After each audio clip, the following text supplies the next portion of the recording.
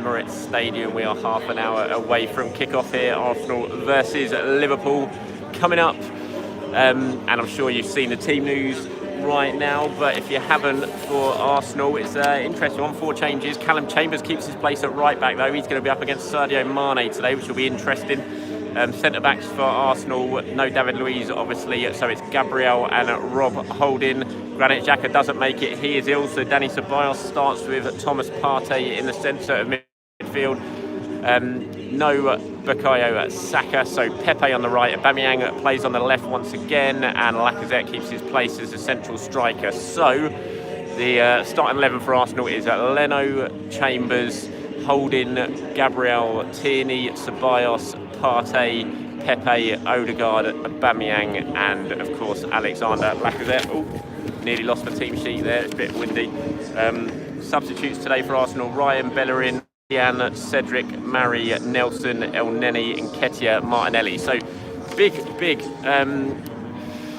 boost really for Callum Chambers that he keeps his place. I'm not sure many were expecting it. I wasn't expecting it, I have to say. But then you actually look at it and think he was so good against West Ham. It would have been very, very harsh if he actually lost his place on the back of that performance. But you do feel against Mane tonight, he's certainly going to be in for a little bit more of a challenge defensively than he was against West Ham. Obviously, really impressed going forward against West Ham. Got a couple of assists in that game. Really was dangerous with his crossing ability. But you think tonight with Mane and the way Liverpool like to counter-attack, that Chambers is going to have to really watch it, because he's not the quickest. You don't want to leave too much space behind him for the Liverpool forwards to exploit. I'll go through the Liverpool teams for you. It's Alisson, the centre-backs are Kabak and Phillips, Trent and Robertson, obviously the full-backs. Midfield, Milner comes in for in midfield for Liverpool. Fabinho and Thiago. Then you got Firmino back in the side after his injury, Mane and Salah. Substitutes for Liverpool: Adrian, Wijnaldum, Keita, Oxlade-Chamberlain, Jones, Jota, Tsimiskis, Shaqiri and Reece Williams. So yeah, going to be an interesting one today. I want you to look at how Arsenal are going to want to get at Liverpool. You think that centre-back partnership of Kabak and Phillips, that's certainly an area where you think Arsenal want to exploit. But defensively, they're going to have to be bang on their game. They were so bad for that opening half an hour against West Ham. They cannot be as bad as that against this Liverpool side, because Liverpool will just pick them off on the counter every single time. So big game for Arsenal today. Results have been interesting. You saw Chelsea got smashed by West Brom. None of us expecting that at all today. Leicester have lost. They were beaten by Manchester City. So, if Arsenal get themselves 3 points here, they would be a massive 3 points in terms of the battle for the European places in the Premier League. So big game for Arsenal, big game for Liverpool as well. Don't forget, because you forget that Liverpool are 7th, I think, going into this one. And they absolutely will win it if they want to get in and around the top 4 battle between now and the end of the season. Right, I'll flick over from me now so you can see a lot more interesting pictures. There's Liverpool substitutes warming up. Arsenal are in the background there. You have to probably make do with watching the Liverpool subs warm up for the moment, because Arsenal are so far away. All wearing Rocastle number 7 on the back of their shirts, the Arsenal players today. Classy. You can see just at the back there, see the big Rocky banner that has been put up. Classy, and I'll show you. You can see there's a programme named after Rocky today as well. So this game obviously dedicated to David Rocastle, who lost his life 20 years ago this week, so tragically, to cancer. One of my favourite players of the kids growing up. Absolutely distraught when George Graham decided to sell him. I cried my eyes out. And it's been great to see the way Arsenal have honoured his memory this week, 20 years on after that tragic passing. Paul Burden: hi Charles, do you prefer going to a game as a fan or a journo? As a fan, Paul. Absolutely. Look, I love my job.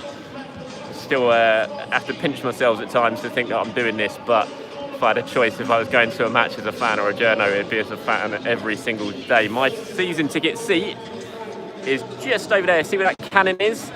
Sort of right on top of that cannon, on top of the wheel. That is where my season ticket is. That's where my dad sits every single week. Well, he did until behind closed doors, obviously, but once fans let back in, that's where my dad will be sitting, right on top of that cannon. And I would be sitting next to him. That's where I sat from 2006, every single game until about 2017 when I started coming in the press box. So yeah, and I miss it all the time.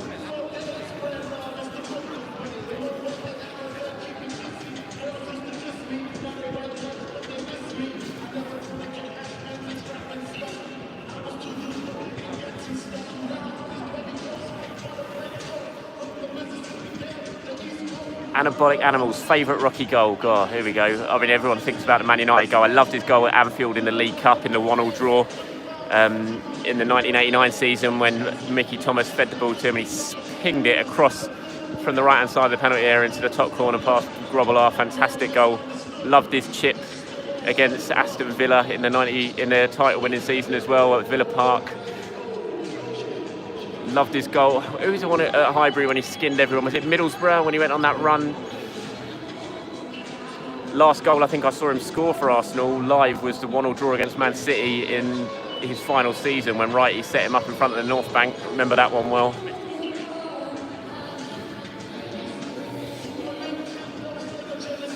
Neil wants me to round to the North Bank so he can see his seat. So there you go. I don't know if you're in the lower tier or the upper tier, Neil, so I'll show you the upper tier. There you go. Hopefully you can see your seat. And there's the lower tier as well. See the singing section all the way around the North Bank. Hopefully it's not going to be too long till we're going to see fans back in the stadium.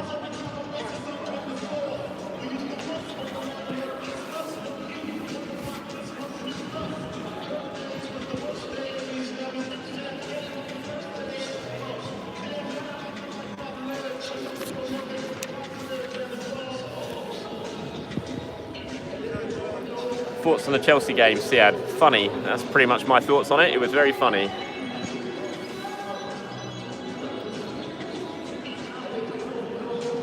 Lower tier, says Neil. Well, I hope you saw it when I was panning round, Neil. Well, you might be able to see it right now, depending on where it is you're sitting. You know, this is the first game since the FA Cup final that Aubameyang, Pepe and Lacazette have started together. Mad, that.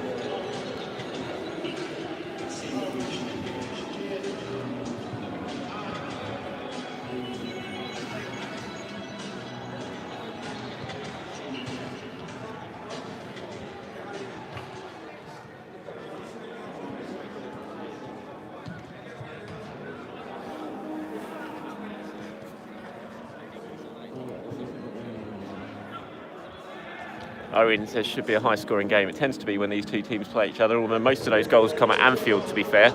Although you've got to think back to what, not too long ago, that 3-3 here.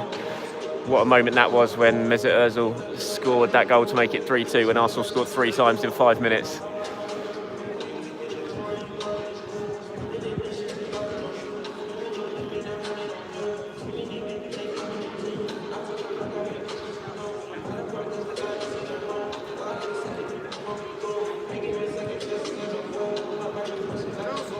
Hey, Daniel, right, mate?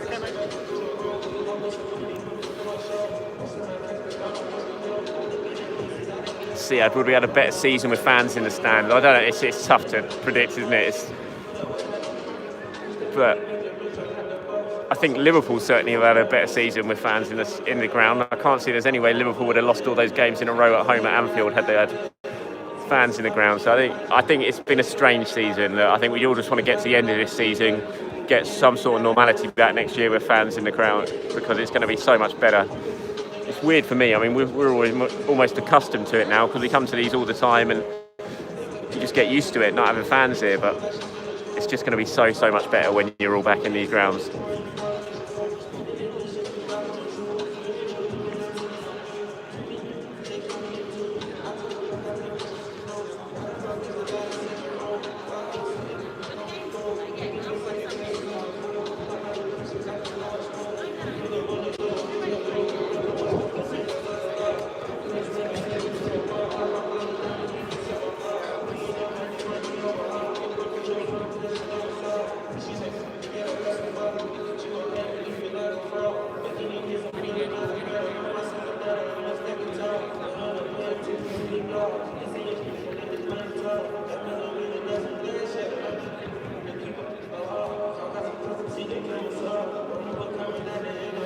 Pete, how's the weather tonight? It's nice. Well, it's cold, unfortunately, but it's nice, perfect football weather.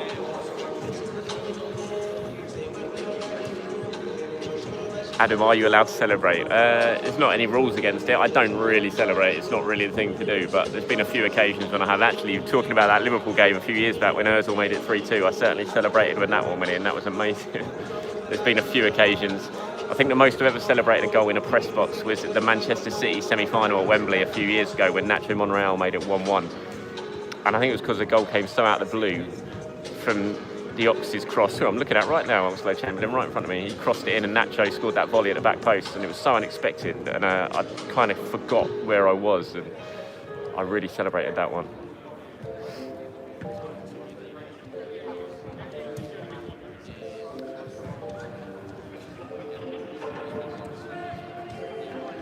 Xhaka is ill. People are asking where is Granit Xhaka. Xhaka is ill. Someone asking, is Gunnerblog here? Yeah, Gunnerblog is here. James, definitely. I'm not sure where, but he is here. I saw him earlier. Charles. Hey, Mark, you alright? Yeah, good, you? Yeah, not bad. How did Zhao miss that chance yesterday? It's one of the worst misses I've ever seen. Off his heel, isn't it? To miss it at the near post would be bad enough. I know. To miss it at the far post, it's like defied science. God, they're difficult to play against, aren't they? Yeah. That's such a point, yeah. Yeah, they play well. They're having a great season, Barnsley, aren't they? Yeah. Still, every drop point is still popular at this stage in the season now. I just know there's always one team that drops out. Yeah. And they've been there all year. It's really disappointing. So Zhao, just at the wrong moment, he started up, missing. Yeah, his goals have dried up. Hey, Still, you'd have taken it at the start of the season. If you're offered it, you'd have taken it. they just look a bit tired, I think, from the injuries they've had. But that's the same for everybody. Yeah, they lost McIntyre now at the end of the season, didn't they? They've lost, who was it now? The centre back. Did McIntyre? Tom Morrison. Morrison, no, but the other one, the young lad. Yeah, Tom McIntyre. McIntyre, that was the season, wasn't it? Morrison limped off yesterday. See what we can do here. Yep, see you in a bit.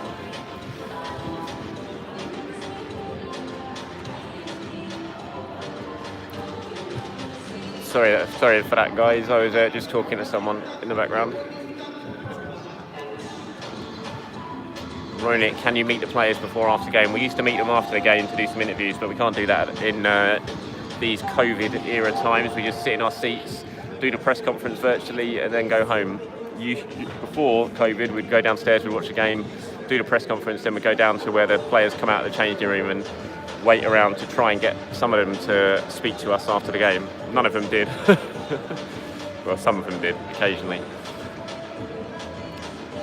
Saka and Emil Smith-Rowe are not fit. Smith-Rowe has a hip problem and Saka trained yesterday, but obviously his hamstring's not quite ready yet. Mike, why is everyone wearing number 7 shirt? For David Rocastle, Mike. It's 20 years since his death this week, and so everyone's got Rocastle 7 on the back of their shirts.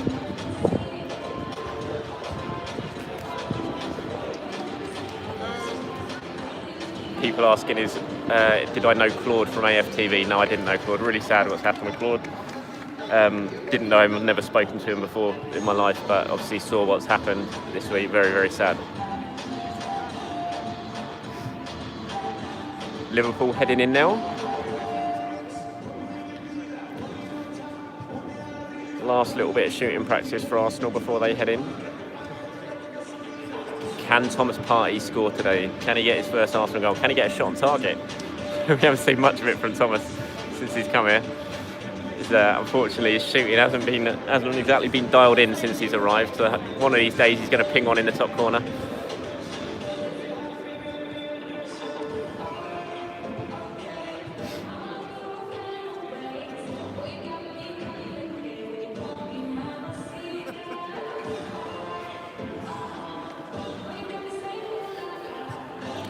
People asking, has Nelson got a future here? I don't think so. I think Nelson might well leave in the summer. I think he needs to leave in the summer. If he's not going to play, then he needs to leave, really. It's not doing anyone any good, him sitting on the bench. He needs to go out and develop and start playing now. And so I'd say it's probably best parties if Arsenal can get a decent bid for him, a decent money him, that he moves on in the summer.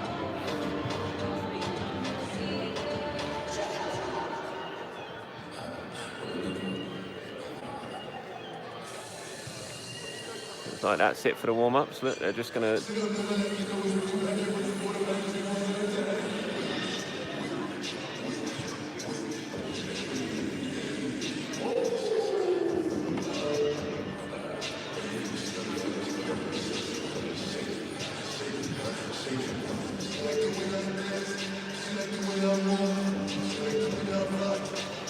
Simon asking for an update on Patino. Patino's got a hamstring injury, that's why he's not been playing for the under-23s. I think he's going to be out for about another 3 weeks, but given it's so close towards the end of the season now that I don't think they're going to push him too much to come back. I think it could see Patino making his debut next season for the senior sides in maybe one of the cup competitions.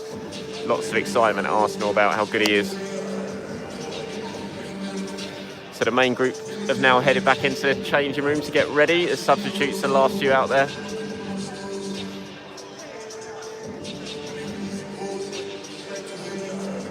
Now they are heading back as well, and that's going to be it for me this evening, chaps. I'm going to head back in, get myself a cup of tea and get ready for kick-off. Thank you very much for joining me wherever you're watching this game around the world. Enjoy it. Fingers crossed we get a good result, and hopefully if I get time afterwards I'll come back on here and do a